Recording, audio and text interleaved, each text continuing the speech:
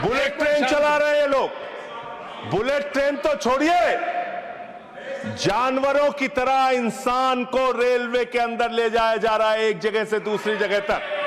शर्म आती है। रेल की पटरियों को ठीक करने का काम, जिस पे आप 180 किलोमीटर 160 किलोमीटर की स्पीड की ट्रेनें चला रहे हैं, वो रेलवे की पटरियां कब ठीक होंगी मान्यवर?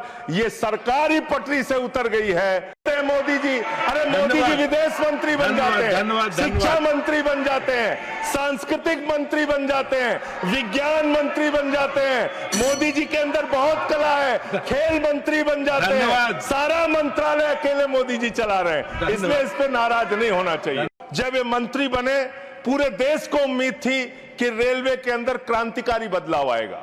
ये उम्मीद थी कि एक तकनीक के जानकार, एक पढ़े लिखे, एक शिक्षित योग्य मंत्री बने देश के अंदर, वो बदलाव लेके आएंगे। जितना ट्रेन की पटरी पे ट्रेन नहीं चलती, उससे ज्यादा ट्रेन के बाहर, पटरी के बाहर ट्रेनें चल रही हैं। ये अव्यवस्था का आलम है कि यहां भगदड़ से लोगों की मौत हो गई, मंत्री जी को पता तक नहीं था।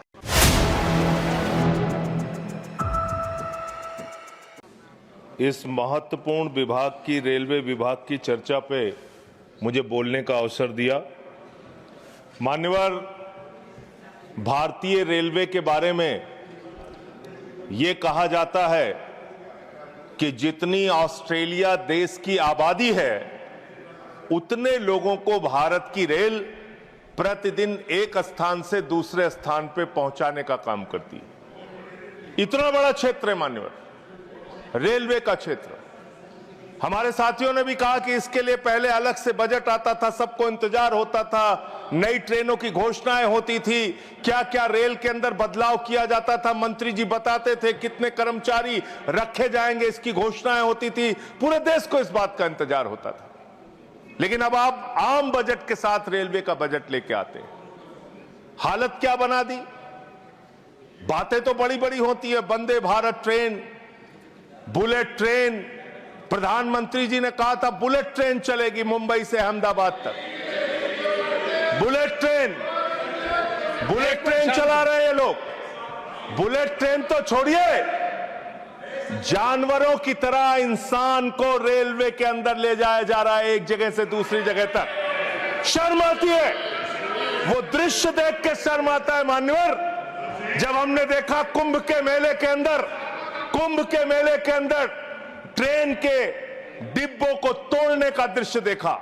एसी डिब्बों को तोड़ तोड़ के लोग अंदर घुस रहे थे, जानवरों की तरह लोग एक जगह से दूसरी जगह तक जा रहे थे। आम इंसान की जिंदगी में सिर्फ मरना लिखा हुआ है।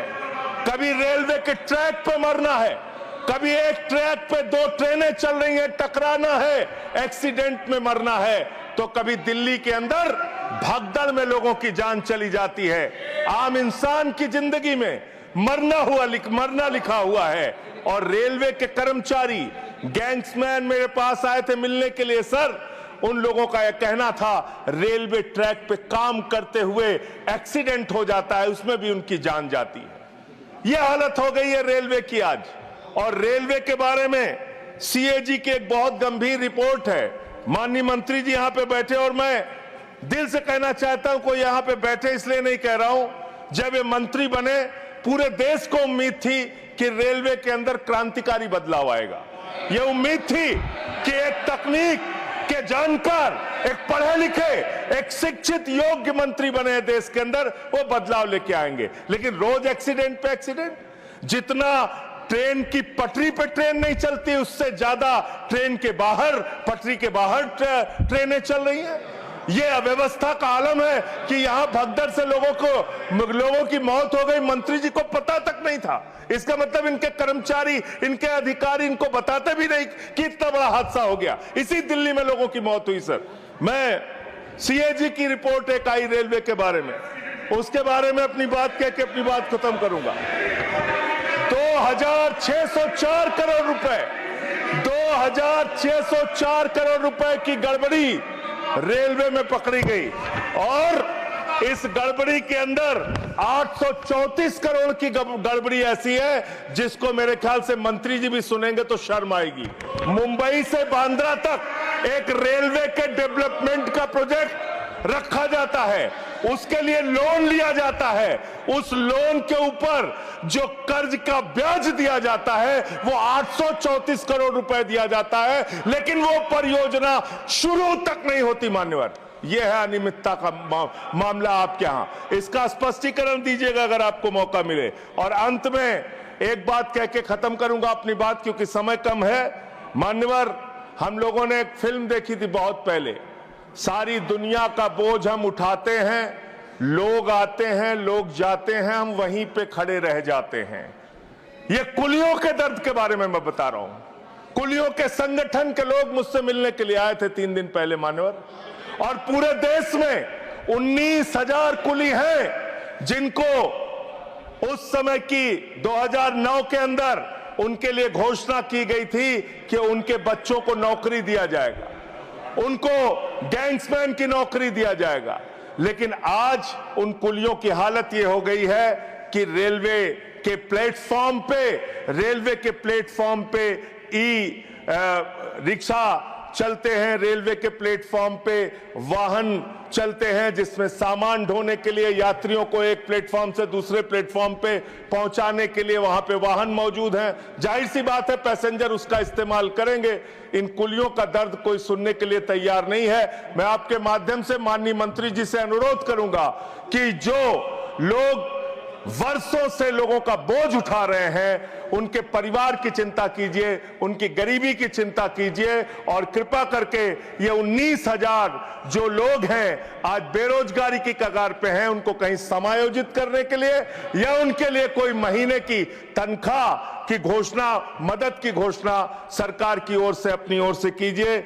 और अंत में यही बात कह के अपनी बात को समाप्त करूंगा कि आज पूरे देश को इंतजार है इस बात का कि कब ये दुर्घटनाएं रुकेंगी। पूरे देश को इंतजार है इस बात का कि 3 लाख भर्तियां जो आपने रोक रखी हैं, जिसके कारण आज संवेदनशील जगहों पे एम्प्लॉय नहीं है, कर्मचारी नहीं है, दुर्घटनाएं हो रही हैं, वो कब रुकेंगी।